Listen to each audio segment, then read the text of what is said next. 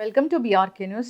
So జనరల్గా ఏంటంటే IBS irritable bowel syndrome అని చెప్తూ ఉంటాము. అసలు ఏంటిది, ఎందుకు యంగ్స్టర్స్లో కూడా ఇది ఎక్కువగా వస్తూ ఉంది, దీని లక్షణాలు ఎలా ఉన్నాయి, రాకుండా జాగ్రత్తలు ఏం తీసుకోవాలి, వస్తే ట్రీట్మెంట్ ఏంటి, సో దీని గురించిన పూర్తి వివరాలు తెలుసుకుందాం. ఈరోజు మనతో పాటు ఉన్నారు ప్రముఖ మెడికల్ గ్యాస్ట్రోఎంట్రాలజిస్ట్ డాక్టర్ తేజస్విని తుమ్మ గారు.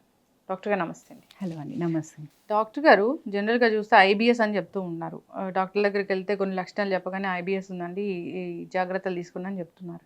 ఎందుకు డాక్టర్ గారు ఐబిఎస్ అనేది అంతలా పెరిగిపోయింది? అసలు దీన్ని ఇది ఉందంటే లక్షణాలు ఎట్లా కనిపిస్తాయి? మెయిన్గా ఇప్పుడు ఈ కాలంలో ఐబిఎస్ పెరగడానికి రీజన్ ఏంటి అంటే స్ట్రెస్ఫుల్ లైఫ్ స్టైల్. సో ఇప్పుడు ఎవరిని చూసినా కూడా సరిగా స్లీప్ లేదు, నిద్ర లేకపోవడం, ఎక్కువ యాంగ్జైటీ, డిప్రెషన్ కానీ స్ట్రెస్ఫుల్ లైఫ్ స్టైల్. వీటితో పాటు మనం తీసుకునే ఫుడ్ కూడా అంటే ఏంటి, ప్రాపర్ ఫుడ్ తీసుకోవట్లేదు. మనం బయట ఫుడ్ తీసుకోవడము అంటే ఏంటి, సరిగా కుక్ చేయని ఫుడ్ తీసుకోవడం, వీటన్నిటి వల్ల ఏమవుతుందంటే ఇరిటబుల్ బవెల్ సిండ్రోమ్ అనే సిమ్టమ్స్ ఎక్కువ అవుతున్నాయి అన్నమాట. స్ట్రెస్, సరిగా కుక్ చేయని ఫుడ్స్, బయట ఫుడ్స్. అవును, ఎందుకంటే అన్ని ఇంపార్టెంట్. ఐబిఎస్ మెయిన్ గా ఏదో ఒక్క దాని వల్ల వచ్చేది కాదు, ఇది బోత్ బ్రెయిన్ అండ్ గట్ రెండు ఇంపార్టెంట్ అనమాట. సో స్ట్రెస్ అనేది ఎప్పుడైతే బ్రెయిన్ మీద ఎఫెక్ట్ చూపించి అక్కడ హార్మోన్స్ ఎఫెక్ట్ చేస్తాయో, అలాగే మనం ఫుడ్ సరిగా కుక్ చేయని ఫుడ్, బయట ఫుడ్, జంక్ ఫుడ్ ఎక్కువ తీసుకున్నప్పుడు ఫుడ్ ఇన్ఫెక్షన్స్ రావడం వల్ల గట్ కూడా ఎఫెక్ట్ అవుతుంది. ఎప్పుడైతే ఈ రెండు ఇంటరాక్ట్ అవుతున్నాయో అప్పుడు మనకి ఇరిటబుల్ బవెల్ సిండ్రోమ్ సిమ్టమ్స్ అనేవి వస్తున్నాయి. ఇరిటబుల్ బౌల్ సిండ్రోమ్ వచ్చిందని మనకి ఎలా తెలుస్తుంది? అంటే మనకు ఉండే సిమ్టమ్స్ బట్టి. ఇప్పుడు యూజువల్ గా పేషెంట్స్ ఎట్లా ప్రెజెంట్ అవుతారు అంటే కడుపులో నొప్పి వస్తుంటుంది, ఆ కడుపులో నొప్పి తినంగానే ఎక్కువ అవుతుంది, మళ్ళీ వెంటనే మోషన్కి వెళ్ళాలి అనిపిస్తుంది, మోషన్కి వెళ్ళి రాగానే కొంచెం కడుపులో నొప్పి అనేది కొంచెం తగ్గుతుంది అనమాట. కొంతమందికి ఏమో మోషన్స్ ఎక్కువ అవుతుంటాయి, కొంతమందికి మోషన్స్ తక్కువ అవుతుంటాయి. కానీ మోస్ట్లీ ఏంటి అంటే బవెల్ అనేది ఇంప్రాపర్ గా ఉంటుంది, అంతే మొత్తం ప్రాపర్ గా అయినట్లు అట్లా ఉండదు. దీంతో పాటు కడుపులో ఇబ్బంది, నొప్పి, గ్యాస్ రావడము, కడుపులో గుడుగుడు అనడము, గ్యాస్ కింద నుంచి ఎక్కువ వెళ్ళడం, పై నుంచి రావడం, ఇలాంటి సిమ్టమ్స్ అన్ని ఉంటాయి అనమాట. సో మొత్తంగా మన బవెల్ అనేది ఇరిటేట్ అవుతుంటుంది, అది మనకి అర్థం అవుతుంది. ఏ తిన్నా కూడా మన బవెల్ ఇరిటేట్ అవుతుంది అని చెప్పి అర్థమవుతుంది అనమాట. అలాంటి సిమ్టమ్స్ ఏమన్నా వచ్చినప్పుడు ఇరిటబుల్ బవెల్ సిండ్రోమ్ ఏమన్నా ఉందేమో అన్నది చూసుకోవాల్సి వస్తుంది. వీటిలో ఏ లక్షణం కనిపించినా ఒకసారి డాక్టర్ దగ్గరికి వెళ్ళాలి, ఖచ్చితంగా రావాలి. మెయిన్ గా ఏంటి అంటే చాలా మందికి ఏమనుకుంటారు, ఏదో ఇప్పుడు తినంగానే మోషన్కి వెళ్తున్నాను అంటే నార్మలే కదా అన్నట్లు అనుకుంటుంటారు అనమాట. కానీ అది ఎక్కువ సార్లు వెళ్తున్నా కానీ, ఇప్పుడు కడుపులో నొప్పితో పాటు ఇట్లా మోషన్కి వెళ్ళడం, ఇలాంటిది ఏమున్నా కూడా వెంటనే డాక్టర్ని సంప్రదించాల్సిన అవసరం ఉంటుంది. ఐబిఎస్ ఇష్యూ అని ఉంది అని తెలుసుకోవడానికి టెస్ట్లు ఏమైనా ఉంటాయి డాక్టర్? దీనికి బేసిక్గా స్పెసిఫిక్ టెస్ట్ ఏమి ఉండదు. This is diagnosis of exclusion అనమాట. సో ఇప్పుడు ఏంటి, దీన్ని ఫంక్షనల్ డిసార్డర్ అంటాం. అంటే ఏంటి, ఏదో ఒక లోపల పేగులో ఉండే అల్సరు ప్రాబ్లం వల్లనో ఇది రాదు. This is because of hormones కానీ ఏదైనా ఇంప్రాపర్ మెయింటెనెన్స్ వల్ల ఇది వస్తుంది అనమాట. సో ఒక స్పెసిఫిక్ టెస్ట్ నుంచి ఐబిఎస్ మనం డయాగ్నోస్ చేయలేము. ఈ ఐబిఎస్ ఉన్న పేషెంట్స్కి యూజువల్గా అన్ని బ్లడ్ టెస్ట్ నార్మల్ ఉంటాయి, ఇన్ఫ్లమేటరీ మార్కర్స్ అనేవి నార్మల్ ఉంటాయి. సో ఇన్ఫ్లమేషన్ అనేది అసలు ఉండదు. అండ్ అలాగే మనం ఎండోస్కోపీ, కొలనోస్కోపీ చేసినప్పుడు కూడా మనకి ఏమీ దొరకదు. చాలా మంది పేషెంట్స్ అదే వరీ అవుతుంటారు, నేను ఇన్ని టెస్టులు చేయించాను, నాకు అన్ని నార్మలే ఉన్నాయి కానీ నా నొప్పి తగ్గట్లేదు, నా బాధ తగ్గట్లేదు అని. వీళ్ళకి ఐబిఎస్ ఉన్నట్లు అనమాట. సో ఫస్ట్ మనం ఈ ఐబిఎస్ని ఇంకోటి ఇంపార్టెంట్ థింగ్ ఏంటి అంటే, పేషెంట్ రాగానే ఈ సిమ్టమ్స్ తోటి ఇది ఐబిఎస్ అని చెప్పి వెంటనే చెప్పడానికి ఉండదు. సో దీనికి దగ్గరగా ఉండే డయాగ్నోస్ ఏంటంటే ఇన్ఫ్లమేటరీ బవెల్ డిసీజ్. కొంతమంది కొంచెం ఏజ్ ఎక్కువ ఉన్న వాళ్ళు క్యాన్సర్స్లో కూడా ఇలాంటి సిమ్టమ్సే రావచ్చు. సో కాబట్టి మనం ఫస్ట్ క్యాన్సర్స్ని కానీ ఈ ఇన్ఫ్లమేటరీ బవెల్ డిసీజ్ని కానీ రూల్ అవుట్ చేసుకోవాలన్నమాట. అవి రూల్ అవుట్ చేసుకొని బ్లడ్ టెస్ట్ అన్ని నార్మల్ ఉండి ఎటువంటి ఇన్ఫ్లమేటరీ మార్కర్స్ కూడా అన్ని నార్మల్ ఉంటే అప్పుడు ఇది ఐబిఎస్ ఏమో అనుకుంటాం. ఇప్పుడు ఐబిఎస్ అని మీరు డిటెక్ట్ చేసేసారు డాక్టర్ గారు, కన్ఫర్మ్ చేసేసారు అంటే ట్రీట్మెంట్ అంటే ఎలా ఉంటుంది? దీనికి మెయిన్గా ట్రీట్మెంట్ ఏంటి అంటే, నేను ఇందాక చెప్పినట్లు ఐబిఎస్ అంటే ఒక డిసీజ్ కాదు, అంటే ఒక్క దాని వల్ల ఇది వస్తుంది అని కాదు. So it is a multi factorial thing కదా. సో మన ట్రీట్మెంట్ కూడా మల్టిపుల్ ఆస్పెక్ట్స్ని మనం టార్గెట్ చేయాల్సి ఉంటుంది అనమాట. సో ఫస్ట్ మన స్ట్రెస్ని తగ్గించుకోవాలి, యాంగ్జైటీని తగ్గించుకోవాలి. సో మైండ్ఫుల్నెస్ ఎక్సర్సైజెస్ అంటాం కదా, యోగా కానీ మెడిటేషన్ కానీ అడ్వైజ్ చేస్తాం. నెక్స్ట్ ఏంటి, డైట్. మన డైట్ కూడా వెరీ ఇంపార్టెంట్. ఐబిఎస్ని ట్రిగ్గర్ చేసే డైట్స్ని అవాయిడ్ చేయాలి. సో ఈజీగా డైజెస్ట్ అయ్యే ఫుడ్స్, మంచిగా అంటే ఏంటి, తిన్న వెంటనే డైజెస్ట్ అయిపోవాలి, ఎక్కువ కష్టపెట్టొద్దు అనమాట ఇంటెస్టైన్స్ని, అలాంటి ఫుడ్స్ని తీసుకోవాలి. దాంతోపాటు కొంచెం పెయిన్ తగ్గడానికి టాబ్లెట్స్ ఉంటాయి. ఒకవేళ పేషెంట్కి ఎక్కువ కాన్స్టిపేషన్ ఉందనుకోండి, కొంచెం ఫైబర్ సప్లిమెంట్స్ ఇస్తాము. ఒకవేళ డయేరియా ఉందనుకోండి, ఆ డయేరియా తగ్గడానికి కొన్ని టాబ్లెట్స్ అనేవి ఉంటాయి అన్నమాట. So only medication is not treatment. మెడికేషన్తో పాటు మనం ఈ ఏంటి స్ట్రెస్ తగ్గించుకోవడం and along with the diet maintain చేయడం, ఈ 3 కూడా వెరీ ఇంపార్టెంట్ ఫర్ ఐబిఎస్. అస్సలు ఇవి తినకూడదు వీళ్ళు ఐబిఎస్ ఉన్న వాళ్ళంటే ఏమైనా ఉన్నాయా జంక్ ఫుడ్ తో పాటుగా?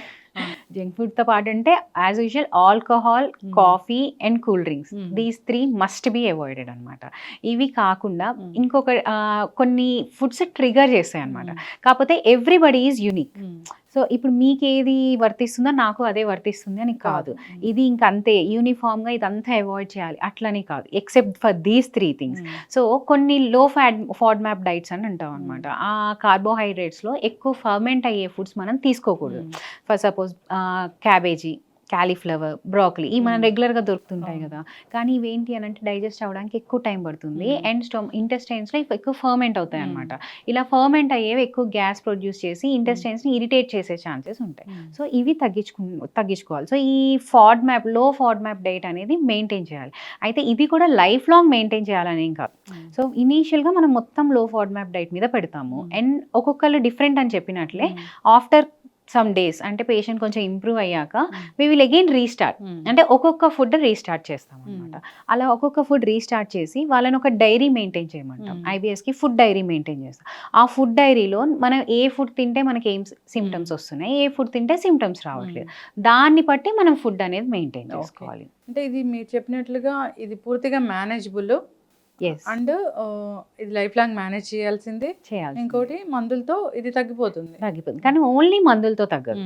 మందులతో పాటు పేషెంట్ ఎఫర్ట్ కూడా ఉండాలి. మ్యామ్ ఒక్కొక్కసారి యాంటీబయాటిక్స్ అలాంటివి వాడుతున్నప్పుడు కూడా ఈ ఐబిఎస్ వచ్చే అవకాశం ఉంటుందా? One of the main cause for IBS is prolonged usage of antibiotics. అంటే ఎక్కువ డోసేజ్ యాంటీబయాటిక్స్, ఎక్కువ రోజులు యాంటీబయాటిక్స్ వాడితే ఐబిఎస్ వచ్చే ఛాన్సెస్ ఉంటాయి. కాకపోతే ఈ ఐబిఎస్ స్టార్ట్ అవ్వడానికి కూడా ముందు పేషెంట్స్ చెప్తారనమాట, నాకు ఏదో ఫీవర్ ఏదో వచ్చింది, ఆ ఫీవర్ వచ్చినప్పుడు నేను యాంటీబయాటిక్స్ వేసుకున్నా, అంతకు ముందు వరకు నేను బాగానే ఉన్నా, ఈ యాంటీబయాటిక్స్ వేసుకున్న దగ్గర నుంచి నాకు ఇలా మోషన్స్ రావడము, ఇలా పెయిన్ రావడం స్టార్ట్ అయింది అని.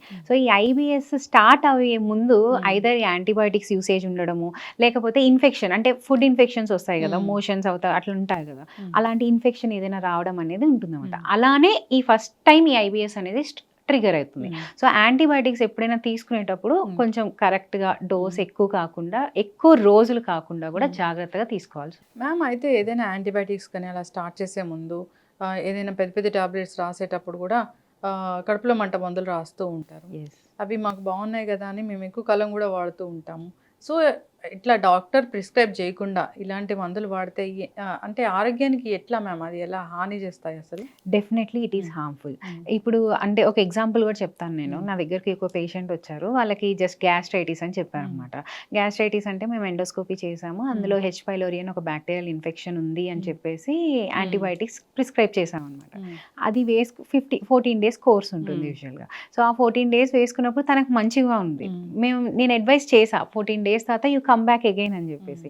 బట్ పేషెంట్ 14 days తర్వాత రాకుండా ఇది వేసుకుంటే బాగుంది కదా, ఇదే కంటిన్యూ చేద్దామని almost 2 months he use those tablets.